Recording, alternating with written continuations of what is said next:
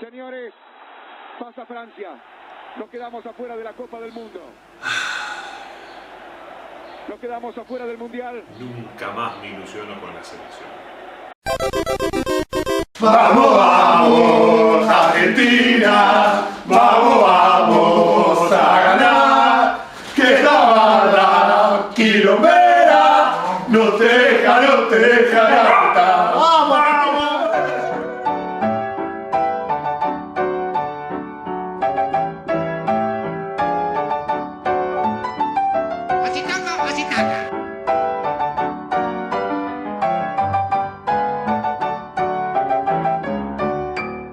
¡Cómo amo los mundiales! De todos los eventos deportivos que existen en el mundo, no hay otro que me cautive tanto como el mundial. Quienes me conocen saben que mi deporte favorito es el básquet, pero el fútbol también me encanta. Y sobre todo, el campeonato en el que 32 selecciones se juegan todo por conseguir la copa más deseada. Personalmente, nunca fui de esas personas que, si pudieran, pasarían el día entero viendo partidos de fútbol. Pero cuando arranca la Copa del Mundo, automáticamente me transformo en ese tipo de fanático. Es como si cada 4 años nos tomáramos un mes entero de permiso para mirar fútbol las 24 horas del día. Y esa es una de las razones por la que los mundiales son eventos que literalmente paralizan al planeta. En esta ocasión, no solo vamos a hablar de la cuestión deportiva, sino que vamos a analizar algunas cosas que hacen que un mundial se nos quede grabado en la memoria, incluso cuando se trata de un torneo que sucedió cuando éramos muy chicos. Este mundial en particular es muy recordado, aun cuando nos damos cuenta de que ya transcurrieron 23 años de aquel campeonato. Por eso debemos preguntarnos, ¿qué tuvo de especial este mundial para que lo recordemos tanto? Esa pregunta es la que vamos a tratar de responder en este video. Hoy, en Ópera Salvaje, revisamos la táctica, nos ordenamos y salimos a comernos la cancha, porque vamos a repasar todos los recuerdos, todos los mejores momentos y todos los detalles del Mundial de Francia 98. En 1992, en plenas eliminatorias para el Mundial de Estados Unidos, se anunció que Francia sería la sede del Mundial de 1998, ganando la votación con 12 votos a favor. La otra opción era Marruecos, que obtuvo 7. Allí empezó la historia de este mundial tan recordado, lo cual terminó siendo una muy buena noticia para los franceses, que se aseguraron la clasificación. Remarco esto porque, contra todo pronóstico, los galos no lograrían clasificarse al Mundial 94, tras perder contra Bulgaria en el último minuto del último partido de las eliminatorias europeas. Como particularidad, Francia 98 fue el primer mundial en el que participaron 32 selecciones. Entre España 82 y Estados Unidos 94 los cupos para la Copa del Mundo fueron 24. Este sistema le dio más chances a las selecciones africanas y asiáticas, y sigue en vigencia para el Mundial de Qatar. Ahora el Mundial iba a tener 8 grupos de 4 equipos cada uno, y solo clasificarían a segunda ronda los 2 primeros, eliminando la posibilidad de clasificación de los mejores terceros. El 10 de marzo del 96 comenzaron las eliminatorias rumbo a Francia, de las que no participaron, obviamente, el local y Brasil, campeón del mundial anterior. En líneas generales no hubo grandes sorpresas, aunque sí llamó la atención que equipos como Portugal o Uruguay no lograran meterse en el mundial, así como tampoco clasificó Suecia, que había terminado tercero en el 94. También hay que destacar que en Francia 98 hubo 4 selecciones debutantes. Croacia logró su clasificación en repechaje y jugó el Mundial por primera vez como país independiente tras emanciparse de Yugoslavia. Sudáfrica, que durante mucho tiempo no le fue permitida su participación en eliminatorias en repudio a la política del apartheid, finalmente fue aceptada de nuevo, y aunque no pudo clasificar para Estados Unidos 94, sí lo consiguió en el 98. En Asia, Japón tuvo su revancha, tras haber estado muy cerca de clasificar 4 años antes. Y este mundial le sirvió para ganar experiencia pensando en el siguiente, en 2002, del cual sería sede junto a Corea del Sur. El último debutante fue tal vez uno de los más inesperados, Jamaica, que además fue la selección que más partidos tuvo que jugar para llegar al mundial, 20. En aquel entonces, los equipos de Oceanía solo podían clasificar a través de una repesca intercontinental. En esta ocasión se dio una de las más dramáticas de todas. Australia se enfrentaba a Irán por el último pasaje a Francia. Empataron 1-1 en Teherán, y en la vuelta jugada en Melbourne, los australianos ganaban 2-0 con tranquilidad. Pero se confiaron, los iraníes empataron, y así volvieron a clasificar al Mundial tras 20 años de ausencia. Australia debió esperar hasta Alemania 2006 para volver a jugar una Copa del Mundo. Por supuesto, Francia se preparó con todo para este nuevo mundial. De los 10 estadios, uno fue especialmente construido para este campeonato. El Stade de France, en Saint-Denis, que hoy en día es el principal estadio deportivo del país y en el que se jugaron, entre otros, el partido inaugural y la final. Además, 2 estadios, el Parc Lescure en Burdeos y el Velodrome de Lyon, habían sido construidos para el Mundial de 1938, también realizado en Francia, y fueron renovados por completo. La gran inversión y la parafernalia que los franceses le dieron a la organización del torneo se vieron representados ya desde la ceremonia inaugural, que tuvo la particularidad de ser la primera en la historia de los mundiales que no se realizó exclusivamente en el estadio, ya que la primera parte consistió en 4 gigantescos muñecos paseando por las calles de París. La presentación fue bastante espectacular, pero los gigantes se movían muy lento, por lo que esta parte de la ceremonia resultó excesivamente larga. Y ni hablar de que cada uno de los muñecos, al representar un continente, tenían un componente racial por lo menos cuestionable. La segunda parte de la ceremonia sí fue en el estadio, con mucho colorido y dinamismo, en la que participaron casi 5.000 personas, se tardó 2 años en organizar y costó $9 millones. Ya con los 32 cupos para el Mundial definidos, el 4 de diciembre de 1997 se realizó el sorteo de los grupos. Con respecto al sorteo hay cierta controversia, ya que Michel Platini declaró que hubo ciertos arreglitos en el mismo. Pero bueno, no sería ni la primera ni la última vez que algo así ocurra, ¿no? Más allá de todo, los grupos quedaron conformados así. Sí, otra curiosidad. Argentina, en su primer mundial tras el retiro de Maradona, compartió grupo con 3 de los 4 debutantes de este mundial. Mientras charlamos de lo específicamente deportivo, también vamos a repasar algunas curiosidades, datos e historias interesantes del Mundial de Francia. Asimismo, también vamos a hacer una lista de todas las cosas que más recordamos de aquella Copa del Mundo, esos detalles que nos marcaron e hicieron que Francia 98 se quede guardado en nuestra memoria. Las estrellas. Al debatir sobre por qué nos acordamos tan bien de Francia 98, una de las cuestiones más claras está en los grandes planteles que se vieron en las canchas galas. Todas las mayores figuras de la época estuvieron presentes en este mundial. De hecho, repasar las listas de convocados de cada país es una locura. Brasil, el campeón defensor, mantenía la base del mundial anterior, con jugadores como Taffarel, Aldair, Dunga, Leonardo y Bebeto, a los que sumaba también a figuras como Cafú, Roberto Carlos y sobre todo al mejor jugador del momento, Ronaldo.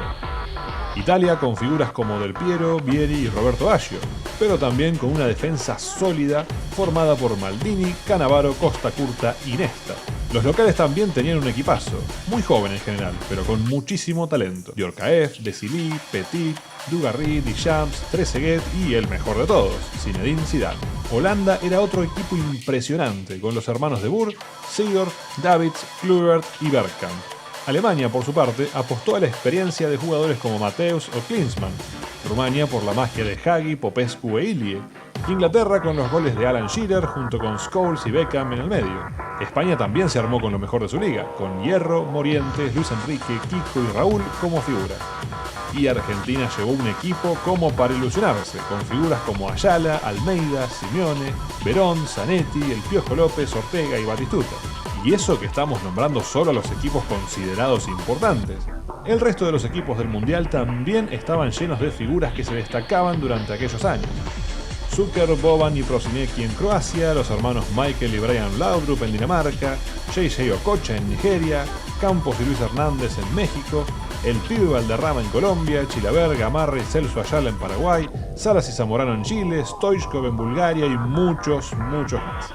La gran mayoría de estos jugadores llegaban al Mundial, además, en su mejor momento, y eso se vio reflejado en el desarrollo del torneo. Sin embargo, también es cierto que hubo grandes ausentes. En casos como el portugués Figo, el finlandés Litmanen o el liberiano George Weah, fue porque sus selecciones no clasificaron.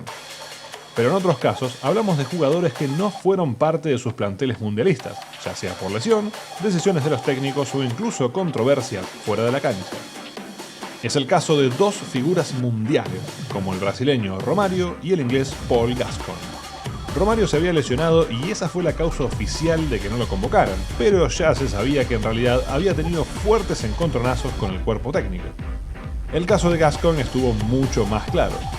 Tras haber sido una de las figuras de su selección en las eliminatorias, el técnico lo dejó afuera del equipo, tras haberse hecho público que el jugador había andado de fiesta descontrolada solo unos días antes de la convocatoria.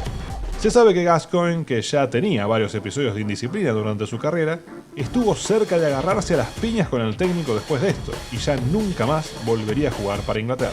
Otros grandes ausentes en el Mundial fueron los argentinos Claudio Canigia y Fernando Redondo. Durante muchísimo tiempo se dijo que Daniel Passarella no los convocó porque se negaron a cortarse el pelo. Esto quedó como un mito, pero recientemente Redondo confirmó que había algo de cierto en esto, aunque lo más probable es que lo del pelo solo haya sido una excusa del técnico que ya había elegido a otros jugadores en sus puestos. Otros jugadores destacados, como el croata Alen Boksic y el italiano Ravanelli, se perdieron el Mundial por lesión. La cantidad de estrellas presentes en este campeonato fue la razón de que hayamos vivido todo un espectáculo. Francia 98 se convirtió en el Mundial con más goles convertidos, 171, y mantuvo ese récord hasta que fue igualado en Brasil 2014. Y hablando de récords y jugadores históricos, en este Mundial el alemán Lothar Matthäus se convirtió en el jugador con más partidos jugados en la historia de los Mundiales, con 25, y además el que más minutos jugó, 2093. Los directores técnicos tampoco se quedaron atrás. Mario Lobo Zagallo, DT de Brasil, llegó a Francia con un récord impresionante, ya que estuvo presente en todas las 4 ocasiones que su país ganó el Mundial hasta ese momento. En el 58 y 62 como jugador, en el 70 como técnico y en el 94 como ayudante. Otro récord impresionante lo marcó el serbio Bora Milutinovic, quien dirigió a 4 selecciones en 4 mundiales diferentes y en todos llegó por lo menos a los octavos de final. El merchandising. En este sentido, Francia 98 se destacó enormemente. La campaña de publicidad y el merchandising que se creó para promocionar el Mundial no solo fue enorme, sino que además fue excelente. Con respecto a eso, lo primero que debemos decir es que se creó una de las mascotas más icónicas y memorables de los Mundiales, Futix. Generalmente cuando pensamos en las Copas del Mundo nunca recordamos a las mascotas, pero eso no es así con Francia 98. Hemos hecho encuestas en Instagram, Twitter y Facebook sobre qué cosas son las más recordadas de este Mundial, y sorprendentemente muchísimas personas coincidieron en que Futix fue la mejor mascota creada para la Copa del Mundo. Y se nota, ya que estuvo presente en todo. Muñecos, llaveros, stickers, figuritas, remeras, gorras y todo lo que se imaginen tenía el gallito futbolista como principal figura. Otra cuestión memorable de este Mundial fue la canción oficial, La Copa de la Vida, de Ricky Martin. Canción que por cuestiones de copyright no vamos a escuchar ahora, pero me imagino que ustedes la estarán cantando en este preciso instante. Es casi imposible no recordar esta canción cuando pensamos en Francia 98. Y aunque es debatible, muchas personas la consideran la mejor canción de los mundiales, o por lo menos una de las mejores, junto con la inolvidable Un'estate italiana de Italia 90. Las campañas publicitarias también fueron geniales. En Argentina, Quilmes siempre tiene alguna publicidad excelente para los mundiales y Francia 98 no fue la excepción. Aunque en este apartado quiero destacar a una perlita total, una de las publicidades más falopa y al mismo tiempo una idea tan estúpida que termina siendo genial. Es una serie de publicidades de la histórica revista deportiva El Gráfico para promocionar el diario del Mundial. ¿Cómo lo hicieron? Con unas marionetas de aliens que salen de una pelota cantando breves canciones con la melodía de No vamos a trabajar de Rodolfo Zapata referidas al Mundial. Es así, es así. Lunes y empieza la semana, sería una macana perderse del Mundial. El diario del Mundial, el diario del Mundial, el diario del Mundial, el diario del Mundial. Este tipo de publicidades son de esas que cuando uno las ve no sabe si los que las inventaron estaban drogados o si son unos genios. El único problema que tiene es que se te pega en la cabeza y después estás todo el día cantándola. A medida que el inicio del Mundial se acercaba, los kioscos y tiendas de todo el mundo se llenaron de productos referentes a Francia 98. Uno de los productos más recordados de aquel Mundial en nuestro país fueron los famosos cabezones de Coca-Cola, una serie de muñecos coleccionables con todos los jugadores de la selección argentina. Aparte de ser hermosos, son tan noventeros que te dan ganas de tenerlos todos. lamentablemente solo se hicieron para Francia 98. Una lástima. De hecho, podríamos empezar una campaña, un hashtag o lo que sea. Que vuelvan los cabezones. Háganlo viral, por favor. ¡Queremos más cabezones para los mundiales! Seguramente lo primero que muchos recuerden sobre el merchandising del mundial son los álbumes de figuritas. Aquí les muestro esta reedición del álbum de Francia 98 de Panini. Obviamente no es el original. Hace algunos años Panini relanzó los álbumes que hizo para los mundiales en una edición especial. De todas maneras, aún sin ser el original, al verlo ya nos hace viajar en el tiempo. A aquellos años en donde nos gastábamos hasta la última moneda que teníamos para conseguir todas las figuritas. Fíjense que ni siquiera corrigieron los errores de las versiones originales, porque en este álbum aparecen Hernán Díaz y Riquelme en el plantel argentino, pero ninguno de los dos fue al mundial. En lo personal, mi reliquia del mundial es este libro, editado por el diario deportivo Olé. Son todas las notas que Olé publicó durante Francia 98 día por día. Una fuente impresionante de información, con muchísimos detalles y curiosidades, además de poder seguir el desarrollo del mundial partido a partido. No les puedo explicar lo que adoro este libro, y si les interesa y lo pueden conseguir, se los recomiendo encarecidamente. Ahora, otra cuestión importante, y que creo que tuvo mucho que ver en que recordemos tanto y tan bien a este mundial. Seguro que muchos y muchas de ustedes ya se están imaginando hacia dónde vamos, así que no perdamos más tiempo. Estamos hablando del videojuego oficial de la Copa del Mundo. Este juegazo, que tuvo su predecesor en FIFA 98 Road to the World Cup, fue lanzado para PC, Nintendo 64 y PlayStation, y además de ser un éxito, fue un completísimo simulador del mundial. Las cinemáticas eran magníficas, sobre todo la inolvidable introducción. Se podía personalizar a los equipos, formaciones y jugadores. Podíamos jugar el mundial exactamente de la misma forma que el real, o podíamos armar los grupos a nuestro antojo. Y hasta había algunos modos de juego muy interesantes, como por ejemplo los encuentros clásicos, en el que debíamos jugar algunos de los partidos más importantes de la historia de los mundiales. Yo lo jugué siempre en PC, y la verdad es que este juego se convirtió de inmediato en un clásico absoluto de nuestro amado Windows 98. Hoy en día hay algunas maneras de hacerlo funcionar en Windows 10, por lo cual podemos seguir disfrutando de este maravilloso videojuego, que en mi opinión es, junto con el juego de Alemania 2006, uno de los mejores simuladores de mundial jamás creados. Ah, y si les gusta la canción de la introducción de este juego y quieren agregarla a sus listas de reproducción, es Top Thumping, y es de la banda Chumbawamba. De nada. Goleadas, definiciones infartantes y sorpresas. Con semejante cantidad de figuras, el buen fútbol estuvo asegurado desde el inicio. En la mayoría de los grupos no hubo nada definido hasta la última fecha, y eso le agregó dramatismo y emoción a cada partido. En el grupo A, Brasil ganó los dos primeros partidos y se aseguró el primer puesto, pero perdió el tercero contra Noruega, que clasificó, dejando afuera a Marruecos, que había goleado a Escocia 3-0. Algo similar ocurrió en el grupo G, en el que Rumania clasificó sin problemas, y en la última fecha, ingleses y colombianos se jugaron todo por la clasificación, que terminaron consiguiendo los europeos. En el grupo E, Holanda, Bélgica y México llegaban a la última fecha con posibilidades de clasificar. La sorpresa la dio México, que le sacó un empate a Holanda en el último minuto, dejando afuera a los belgas.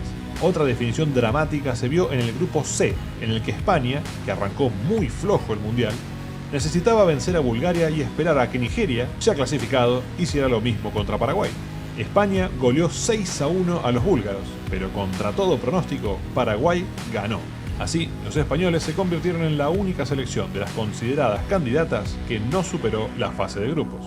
En el resto de grupos no se dieron sorpresas. Francia, Alemania y Argentina ganaron sus zonas con comodidad. Las mayores goleadas del torneo ocurrieron durante la primera ronda. Además del ya mencionado España 6, Bulgaria 1, hubo otras dos goleadas con 5 goles de diferencia. Holanda venció 5-0 a Corea del Sur, con goles de Cocu, Overmars, Bergkamp, Van Hooijdonk y Ronald de Boer. Y Argentina hizo lo mismo contra Jamaica, con un triplete de Batistuta y 2 goles del Burrito Ortega. Lunes y Jamaica está de raje, le sacamos el pasaje directo hasta Luján. El diario del mundial, el diario del mundial, el diario del mundial, el diario del mundial. Sin dudas la gran sorpresa fue Croacia, que en su primer mundial no solo superó la primera ronda, sino que luego eliminó a Rumania, uno de los cucos, y en cuartos de final le pegó un baile de aquellos a nada más ni nada menos que a Alemania, con un categórico 3-0. Ya en la segunda ronda llegaron algunos partidazos inolvidables de la historia de los mundiales. El que para muchas personas se lleva el premio fue el infartante duelo entre Argentina e Inglaterra en octavos de final. En cualquier situación que ambas selecciones se enfrenten, seguro que sale un partidazo, pero este tuvo todos los condimentos: dramatismo, polémica, tensión y emotividad. Arrancó ganando Argentina con gol de penal de Batistuta, lo empató Schiller también de penal. Michael Owen, la revelación de aquel mundial, con un golazo puso a Inglaterra en ventaja, y empató el Pupi Zanetti con un inolvidable gol tras una jugada preparada en un tiro libre. En el alargue, las polémicas.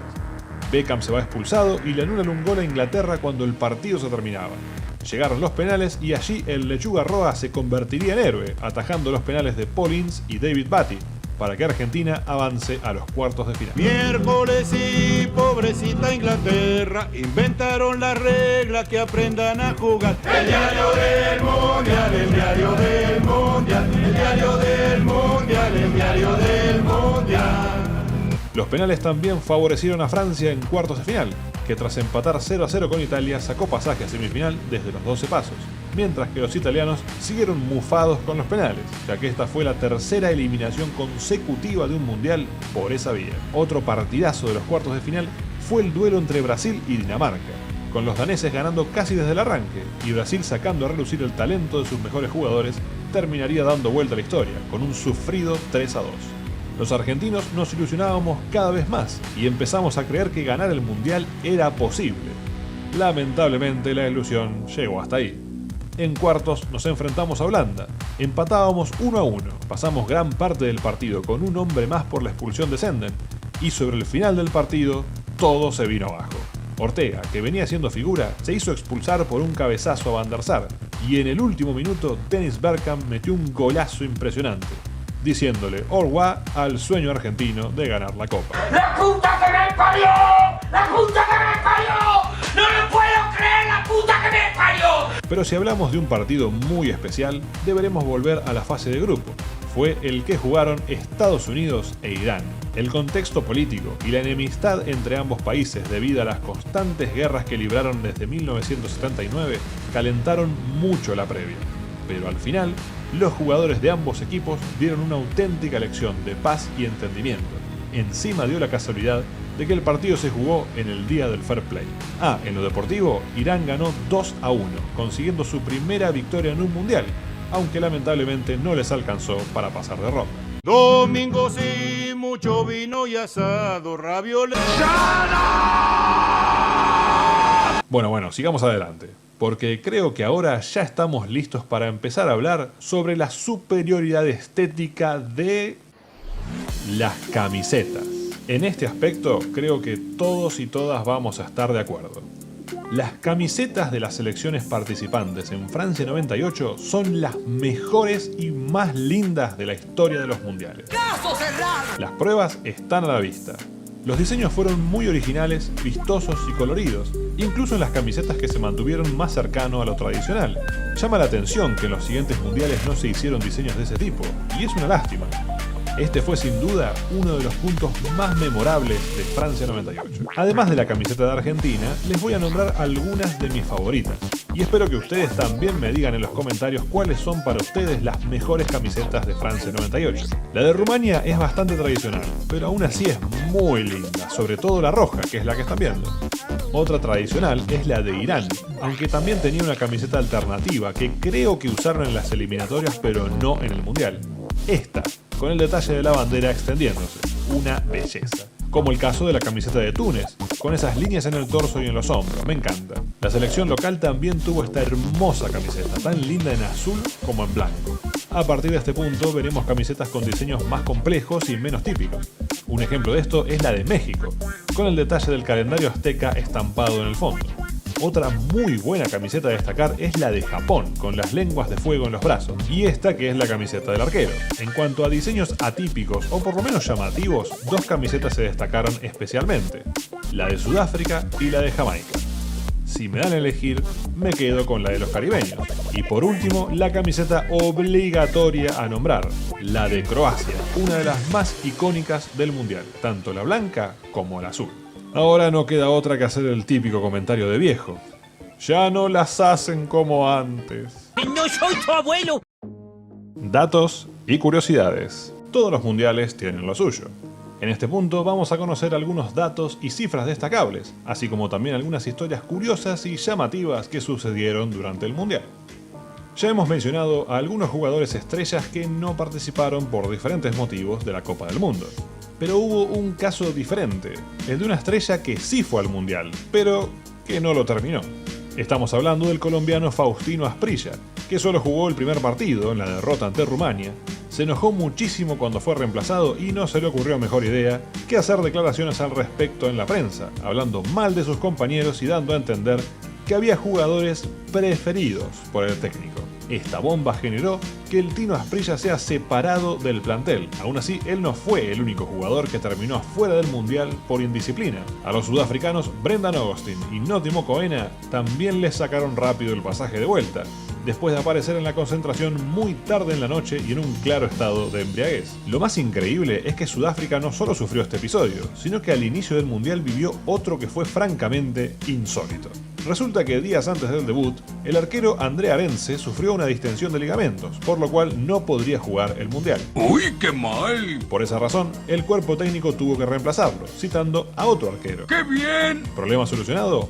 No, porque menos de una semana de haberse unido al plantel, Paul Evans, el reemplazante de Arendse, también se lesionó. Y para hacerlo todavía más extraño, su lesión fue una distensión de ligamento. ¡Qué mal! Evans también se quedó sin mundial. Sudáfrica tuvo que llamar de urgencia a otro arquero y el elegido fue Simon Cowen. ¿Ya puedo irme? Pero esto de ser despedido en pleno mundial no fue algo exclusivo de los jugadores, ya que los entrenadores también lo sufrieron. Carlos Alberto Parreira, campeón del mundial anterior con Brasil y técnico de Arabia Saudí en Francia 98, se convirtió en el primer entrenador despedido en pleno mundial. En la segunda fecha del grupo C, Francia vapuleó a los árabes por 4-0. Y así, Arabia, que había sido una de las sorpresas del Mundial 94, se despidió rápido en el 98, lo que llevó a que Parreira sea destituido. Tampoco fue el único. En ese mismo Mundial también fueron despedidos Bum Kun Cha, técnico de Corea del Sur, y Henry Kaspersak, técnico de Túnez. Pero si hablamos de quedar afuera del Mundial, no podemos olvidarnos de Escocia y su curioso récord. Contando Francia 98, los escoceses participaron en 8 mundiales y ni una sola vez superaron la primera ronda.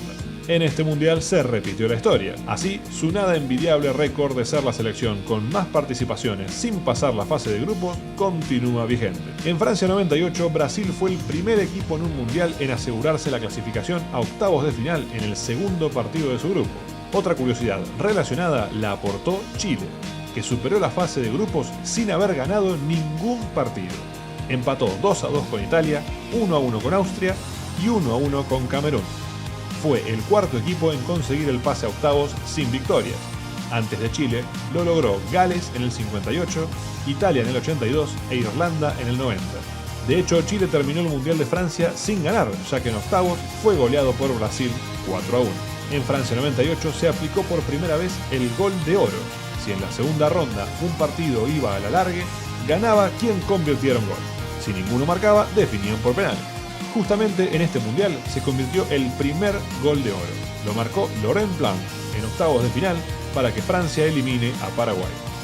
El gol de oro se volvería a usar en Corea-Japón 2002 y a partir de Alemania 2006 no volvió a aparecer. Quienes tampoco volverían a aparecer en los mundiales fueron las selecciones de Escocia, Noruega, Austria, Rumania, Bulgaria y Jamaica, quienes hasta el momento no volvieron a clasificarse a otra Copa del Mundo después de su participación en Francia 98. Las semifinales del mundial nos dieron 2 partidazos. Brasil y Holanda empataron 1-1 en un partido muy emotivo y definieron por penales, con Tafarel como figura, para llevar a la verde-amarela a una nueva final. Por otra parte, Croacia empezó ganando ante Francia y parecía que el campeonato soñado del debutante continuaba. Pero apareció el héroe menos pensado, Lilian Thuram, que con 2 golazos dio vuelta al partido y clasificó a Francia para la final. Es para destacar que esos 2 goles que convirtió fueron los primeros de Thuram para su selección. Finalmente, Croacia se quedaría con el tercer puesto y Davor Šuker terminaría como el máximo goleador del torneo con 6 goles. 12 de julio de 1998, el día de la gran final. Brasil iba en busca del pentacampeonato, Francia por su primer mundial. Brasil salía de memoria.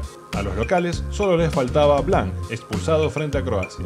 Hacía 20 años que el país organizador no llegaba a la final. El último había sido Argentina en el 78. Este partido fue dirigido por el marroquí Said Belkhola, primer árbitro africano en dirigir una final de la Copa del Mundo. Todo estaba listo para la última función del Mundial, hasta que pasó algo muy extraño. De pronto, a horas de la final, la prensa de todo el mundo se encontraba en shock con la noticia de que Ronaldo, el mejor jugador del mundo, no iba a jugar. A pesar de la ola de teorías e intentos de explicación al respecto, minutos antes del partido se anunció que el astro brasileño finalmente iba a estar presente. La razón de todo este embrollo fue un hecho bastante feo que ocurrió en la madrugada previa a la final. Roberto Carlos despertó a todo el plantel a los gritos, porque Ronaldo, su compañero de habitación, estaba sufriendo de violentas convulsiones. Lo llevaron a un hospital y cuando Zagallo presentó la planilla de jugadores para el partido, aparecía Edmundo en lugar de Ronaldo, lo que generó la sorpresa total en la prensa que no estaba enterada de lo ocurrido. Pero finalmente, la gran figura del equipo llegaría a tiempo al estadio y fue titular. Se llegó a decir incluso que los sponsors, como Nike, fueron quienes presionaron para que Ronaldo jugara. Fue un susto que afectó por completo a todo el equipo brasileño, ya que todos tenían muchísimo miedo de que Ronaldo muriera en la cancha. Esta historia es una de las explicaciones para entender lo que pasó después. Brasil estuvo totalmente desconocido y Francia sacó a relucir todas sus mejores armas. Allí, en un Stade de France repleto con más de 70.000 personas, Francia pasó por encima a Brasil, venciendo por 3-0 con doblete de Zidane y un gol de Petit sobre el final del partido. Fue la primera vez que Brasil perdió por 3 goles de diferencia en un partido mundialista. Francia conseguía así su primer mundial, con un equipo que no fue espectacular, pero que desplegó siempre un fútbol elegante y efectivo. Aunque eso no fue lo único a destacar de este equipo que hizo historia para el fútbol francés. El plantel de Francia en este mundial fue un ejemplo de la diversidad cultural de su país. Desilly nació en Ghana, Patrick Vieira en Senegal, el arquero suplente Bernard Lama nació en Guyana, Lilian Thuram nació en la isla Guadalupe y Christian Carenbeu nació en Nueva Caledonia. Además, varios jugadores del equipo son hijos de inmigrantes. Los padres de Zidane son argelinos, los de Henry y Bernard Diomet nacieron en Guadalupe y los de Diorcaeff son armenios. El caso que más recuerdan muchos es el de David Trezeguet. Algunos piensan que él es un argentino nacionalizado, pero en realidad sus padres son argentinos. Él nació en Francia y luego su familia regresó a Argentina. Esta cuestión multicultural es algo realmente hermoso, pero en su momento no todos lo veían así. De hecho, la sociedad francesa de finales de los 90 era bastante xenófoba, y ese pensamiento estaba representado en la figura de uno de los políticos más importantes de la época, Jean-Marie Le Pen, partidario de la expulsión de los inmigrantes africanos, quien incluso había manifestado públicamente el asco que le producía esta selección francesa multicultural. Si este tema les interesa, les recomiendo el documental de Netflix, Le Bleu. Entonces, con todo este recorrido, ¿podemos contestar la pregunta de por qué recordamos tanto a Francia 98? Como hemos visto, las razones son muchas y de hecho podríamos encontrar más motivos. A nivel futbolístico no fueron solamente los grandes partidos que pudimos disfrutar, sino que Francia 98 fue el final de una era y el principio de una nueva. Tras el final del último mundial del siglo XX, se retiraron grandes jugadores como Klinsmann, Mateos, Valderrama, los hermanos Laudrup, Sensini, Dunga, Tafarel, Bebeto, Aldair, Polster, Schifo, Hagi, Stoichkov y muchos otros. Y al despedirse le entregaron el reinado del mundo del fútbol a una nueva generación de estrellas que dominarían las canchas en los siguientes mundiales. Desde un punto de vista más social y más nostálgico también, a muchísimas personas, como es mi caso, Francia 98 nos trae recuerdos muy especiales. Juntarnos en casa con la familia entera a ver los partidos, los festejos en la calle tras victorias importantes, intercambiar figuritas con nuestros amigos, mirar los partidos en la escuela, todos con las caras pintadas. Son aspectos de los mundiales que a todos nos encantan. Porque, al fin y al cabo, esa es una de las cosas más lindas de los mundiales. Una oportunidad para compartir con nuestros seres queridos la pasión por este deporte. 64 partidos, 171 goles, 573 jugadores y millones de espectadores alrededor del planeta fueron parte de esta inolvidable fiesta del fútbol. ¿Podrá Qatar 2022 brindarnos un espectáculo semejante? Esperemos que sí, pero aún si lo hace, Francia 98 quedará para siempre en nuestra memoria, como uno de los recuerdos futboleros más queridos de nuestras vidas. ¿Cuáles son sus anécdotas personales sobre Francia 98? ¿Hay algún detalle que no nombramos?